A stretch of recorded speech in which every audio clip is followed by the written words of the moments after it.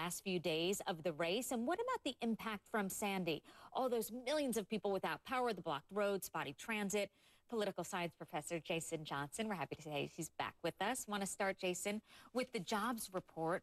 What do you think about the outcome of this, and will it play a role in this on either side? I think both sides are like, we didn't get what we wanted. Yeah. You know, I mean, Barack Obama, of course, is unhappy about the fact that the numbers slightly ticked up, especially since the overall jobs report was very good. And Mitt Romney, of course, is unhappy that it did move up to 8%. So it's not enough of a change that it's really going to change the dynamic or the trajectory of the race right now.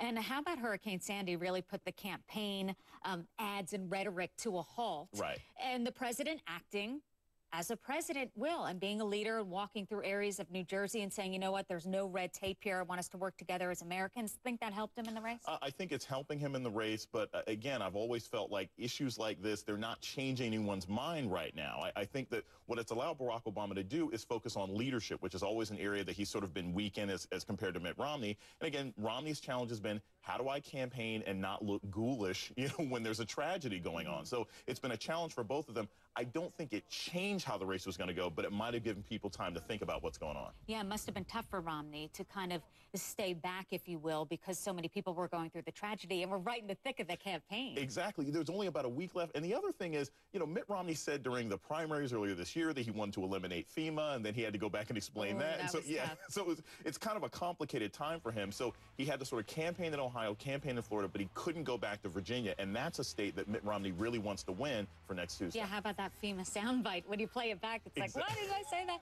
But in terms of Sandy, you think it was not a game changer. But what about Barack Obama in New Jersey with Governor Christie, a Republican? How about that image? Well, I think that's changed certain attitudes amongst the Republican Party. You know, when I talk to my Democratic friends, they all think it's rather funny. When I talk to my Republican friends, they're furious because, you know, Christie was one of the biggest proponents for Mitt Romney. I saw Christie in Cleveland, Ohio, saying we need to get rid of Barack Obama, and here he is a month later saying he's the best president in the universe. So I think it's something that really has discouraged Republicans. That's not going to change turnout, but the imagery of this man, you know, who was supporting Romney, hugging Obama, it doesn't help. It's very powerful. Quickly, voter turnout, think it'll be affected by Sandy? It's going to be affected in these states, but they're mostly blue states that Obama would carry anyway. The key to watch is Virginia. What happens in Northern Virginia? They were affected. Are they out of power? And do they get to turn out and vote? All right, Jason, thanks. Always like talking to you. Appreciate it. Want to get you up to date now. Speaking of Sandy and the aftermath now, 4 days after the